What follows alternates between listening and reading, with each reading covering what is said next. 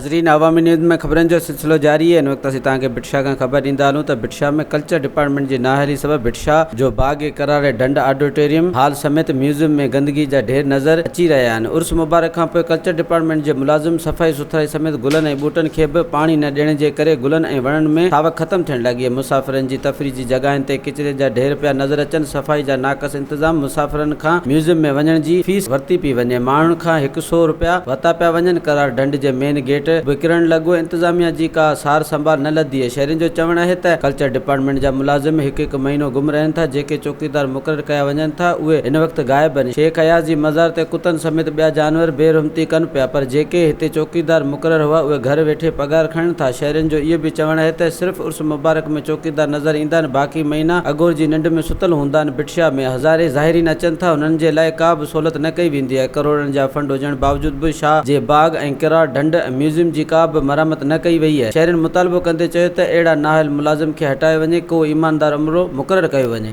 वधीक ख़बरनि ऐं तफ़सील जे लाइ विज़िट कयो असांजी वेबसाइट awamiNewsHD.com ऐं ॾिसंदा रहो अवामी न्यूज़ HD।